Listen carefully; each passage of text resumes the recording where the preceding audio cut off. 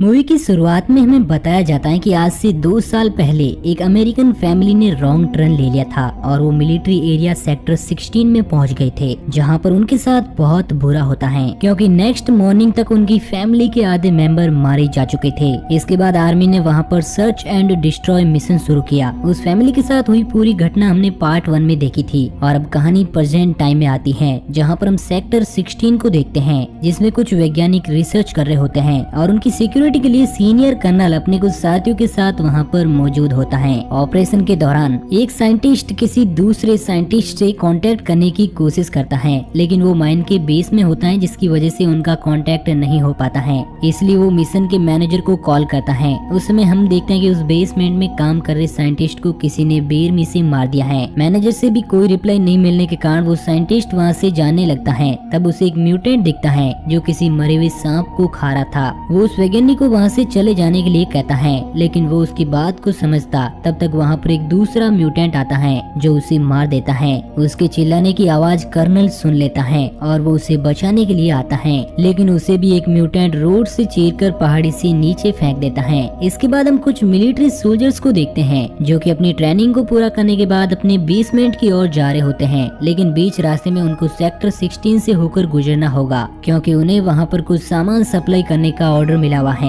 लेकिन जब वो सभी वहाँ पर पहुँचते हैं तो उन्हें वहाँ पर कोई नहीं मिलता और इसकी खबर देने के लिए वो अपने बेस से कांटेक्ट करने की कोशिश करते हैं, मगर वहाँ पर सिग्नल बहुत ज्यादा वीक होता है, जिसकी वजह से उनका कांटेक्ट नहीं हो पाता। तभी उन्हें पहाड़ी पर कुछ चमकदार रोशनी दिखती है, जिसे देखकर उनका कैप्टन सॉर्ज कहता है कि शायद वहाँ पर किसी को हमारी मदद की जरूरत है। इसलिए वो अपने फौजियों के साथ उस पहाड़ी की ओर निकल जाता है और 2 सोल्जर वहीं पर रुकते हैं, जिनका नाम नेपोलियन और एम्बर होता है। जब सभी सोल्जर्स आगे जा रहे होते हैं तभी अचानक से एक सैनिक माइन के एक गड्ढे में गिरने लगता है, मगर तभी उसे दूसरे सैनिक बचा लेते हैं, लेकिन उसकी वजह से उसका पैर फ्रैक्चर हो जाता है और इसलिए कैप्टन सॉर्ज उसे वापस कैंप जाने के लिए कहता है। दूसरी ओर जब नेपोलियन हल्का हो रहा था तो अचानक से टॉयलेट से एक हाथ बाहर आता है, जिसे देखकर वो डर जाता है और चिल्लाते हुए बाहर आकर एम्बर को बताता है। जब वो अंदर जाकर देखते हैं तो वहाँ पर एक घायल आदमी होता है, जिसे देखकर वो दोनों काफी ज्यादा डर जाते हैं। वो घायल आदमी उस कैंप पर चल रहे मिशन का एक डॉक्टर था, जिससे उन म्यूटेंट ने पूरी तरह से घायल करके मरने के लिए फेंक दिया था।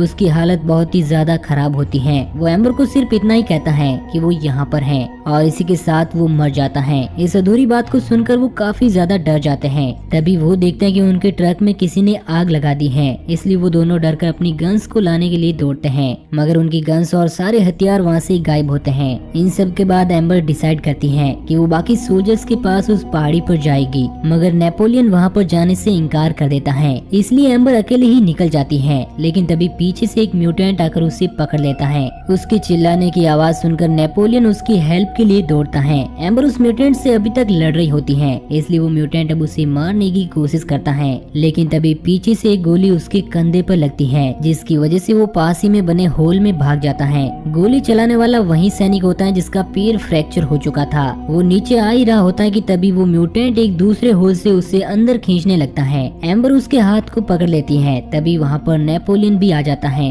वो दोनों मिलकर उसे बाहर निकालने की कोशिश करते हैं, मगर वो ऐसा नहीं कर पाते और म्यूटेंट उसे अंदर की ओर खींचकर मार डालता है। दूसरी ओर उन सभी सोल्जर्स को एक दूसरे मरे हुए डॉक्टर की बॉडी मिलती है, जिसे देखकर वो सभी अलर्ट हो जाते हैं और सॉर्ज उन सभी को फायरिंग करने की इजाजत दे देता है। तभी पीछे से एक म्यूटेंट एक सोल्जर्स पर अटैक कर देता है, जिसकी वजह से वहाँ पर गोलियां चलनी शुरू हो जाती हैं और उस समय गलती से कैप्टन सॉर्ज उन गोलियों के आगे आ जाता है, जिसकी वजह से उसे भी गोलियां लग जाती हैं। टीम मेंबर उसे बचाने के लिए उसके पास जाते हैं, मगर वो मर चुका था। उसी समय एम्बर और नेपोलियन भी वहाँ पर पहुँच जाते हैं और अपने साथ हुई घटना के बारे में बताते हैं, जिसे सुनकर सभी लोग समझ जाते हैं कि हम बहुत बड़ी मुश्किल में फंस चुके हैं और उनके पास मदद बुलाने का कोई भी जरिया नहीं है, इसलिए उन सभी को खुद ही यहाँ से जिंदा निकलने के लिए लड़ना होगा। वो सभी सॉर्ज की डेड बॉडी को वापस कैंप पर ले जाने का डिसीजन लेते हैं। इसके लिए उन्हें डेड बॉडी को किसी के साथ रस्सी से लटक कर नीचे भेजना होगा और इस काम के लिए एक सोल्जर मान जाता है, जिसकी गोली से सॉर्ज मरा था।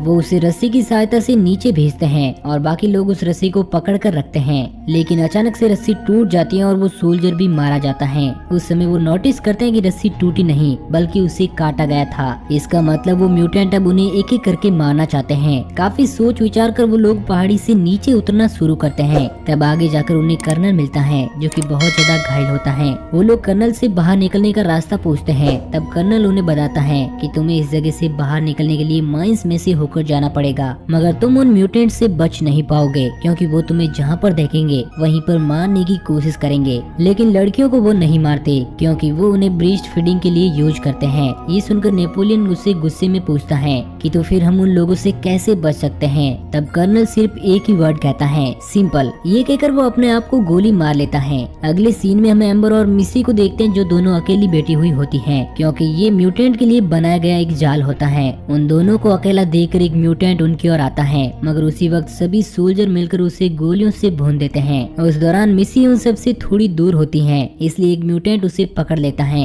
उसके चिल्लाने की आवाज सुनकर सभी लोग माइन की ओर भागते हैं। अब जब सभी लोग माइन के अंदर जाने वाले होते हैं तब एक सोल्जर अंदर चलने से मना कर देता है और वापस चला जाता है, मगर कुछ ही देर बाद उसे एक म्यूटेंट मार देता है। दूसरी ओर जब वो लोग माइन के काफी अंदर चले जाते हैं तो एम्बर और नेपोलियन एक गड्ढे में गिरकर किसी हिडन जगह पर चले जाते हैं। बाकी लोग उन्हें ढूंढने की काफी कोशिश करते हैं। उसी दौरान एक म्यूटेंट एम्बर को पकड़ लेता है, लेकिन इस बार नेपोलियन एक बड़े से पत्थर से उसका सर कुचल देता है जिससे वो मारा जाता है। और उसी वक्त एक और म्यूटेंट वहाँ पर आ जाता है जो कि अंधा होता है। एम्बर और नेपोलियन उससे बचने की कोशिश में एक अंडरग्राउंड रूम में गिर जाते हैं जहाँ पर उन्हें हेंसेल नाम का एक म्यूटेंट मिलता है जिसे हमने फिल्म की शुरुआत में देखा था। असल में वो एक अच्छा म्यूटेंट होता है जो कि लोगों को मारने के बजाय उनकी हेल्प करता है और इसी वजह से वो उन दोनों को वहाँ पर छिपा लेता है। दूसरी ओर जब दो सोल्जर नीचे आते हैं तो वो अंधा म्यूटेंट फायरिंग शुरू कर देता है जिसमें उन दोनों को गोलियां लगती हैं, मगर किसी तरह वो उस अंधे म्यूटेंट को मारने में कामयाब हो जाते हैं। उन दोनों को देखकर नेपोलियन उन्हें भी अपने पास बुला लेता है।